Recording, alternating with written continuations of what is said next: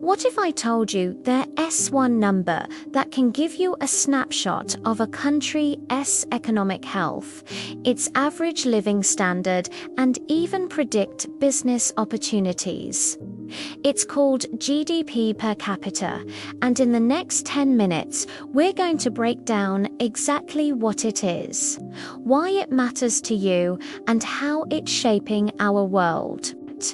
We'll cover everything from how it's calculated and why economists are obsessed with it, to its hidden flaws and what it means for your personal finances and career.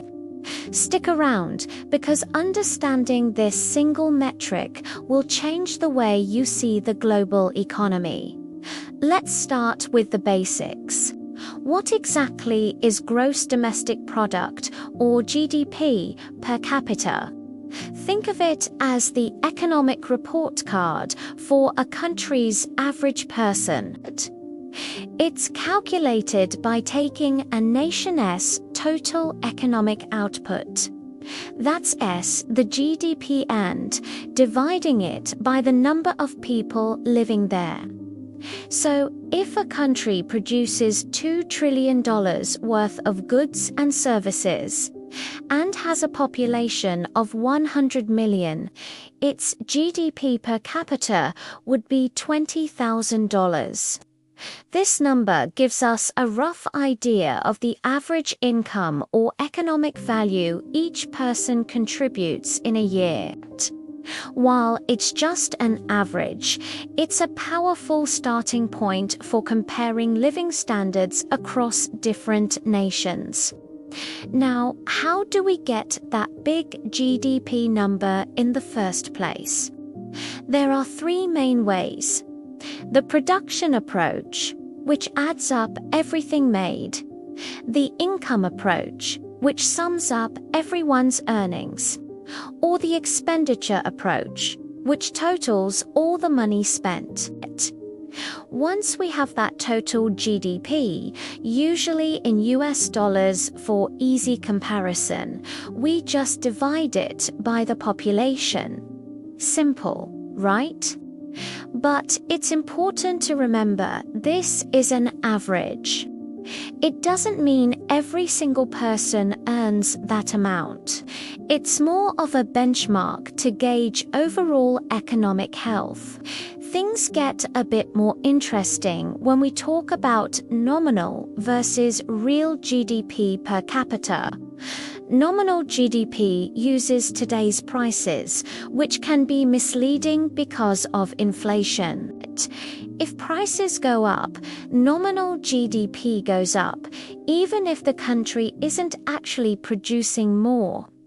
That's why economists prefer real GDP per capita. It's adjusted for inflation, giving us a much clearer picture of what people can actually afford. To take it a step further, when comparing countries, experts use something called purchasing power parity, or PPP. This adjusts for differences in the cost of living, telling us what your money can truly buy in one country versus another. So, why do economists and governments care so much about this number? For them, GDP per capita is a vital sign of national prosperity. A rising figure suggests the economy is growing faster than the population, which generally means living standards are improving. Policymakers use this data to make huge decisions, like how to set taxes, where to invest in infrastructure, or how much to budget for social programs like healthcare and education. If GDP per capita is falling, it's a red flag that could signal economic trouble, forcing the government to act. But GDP per capita isn't a perfect measure. Far from it. Its biggest weakness is that it's an average, which can hide massive inequality. A country could have a sky-high GDP per capita, but if all that wealth is concentrated in the hands of a tiny elite, the average person might still be struggling.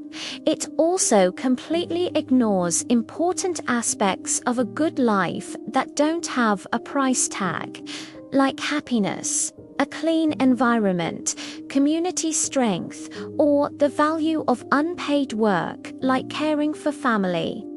So, while it's a useful economic tool, it doesn't tell the whole story about human well-being. So, what does all this mean for you, an individual? A higher GDP per capita in your country often translates to better opportunities. It usually means better roads, schools, hospitals, and more job openings. It can influence your potential salary, your job security, and your overall quality of life. But again, it's not a guarantee. Your personal experience depends heavily on your local cost of living and how wealth is distributed. Someone earning the average in a country with strong social safety nets might live much more comfortably than someone earning the same figure in a place with high inequality. It's not just governments and individuals who watch this. Number businesses are obsessed with it too. For a country with a rising GDP per capita is a gold mine. It signals a growing middle class with more disposable income, which means more customers for their products and services. Multinational corporations use this data to decide where to expand their operations, while banks use it to assess the risk of lending money in a particular country. In this way, GDP per capita acts as a powerful business intelligence tool, pointing to the world's next big markets. Taking a step back, the global perspective is fascinating. GDP per capita creates a league table of nations. Developed countries like the United States, Switzerland, and Japan boast figures well over $50,000, thanks to their advanced industries. Meanwhile, emerging economies like India and Brazil have lower numbers, but their rapid growth rates show incredible potential. International organizations like the World Bank and the IMF use these figures to classify countries into low, middle, or high-income brackets. This classification helps them decide which nations need financial aid and how to tailor global policies for balanced development. Just as the economy evolves, so does the way we measure it. Technology is completely changing the game. With AI satellite imagery and big data, economists can now estimate economic activity in almost real time, even in places that lack traditional data collection. But technology also creates new challenges. How do you measure the value of a free online service, the digital economy, or a transaction made with cryptocurrency? The classic definition of GDP is being stretched, and we'll need to adapt our methods to accurately capture this new, intangible form of wealth. Looking to the future, GDP per capita will remain a cornerstone of economics, but it won't stand alone. There's a growing movement to measure what truly matters. Instead of just focusing on raw economic output, experts are pairing GDP with other indicators like the Human Development Index, happiness scores, and environmental sustainability metrics. The goal is to get a holistic view of prosperity. For you, understanding GDP per capita is about seeing the connection between your country's productivity and your own opportunities. For nations, it's a reminder that true success is when economic growth benefits everyone. Thank you so much for watching.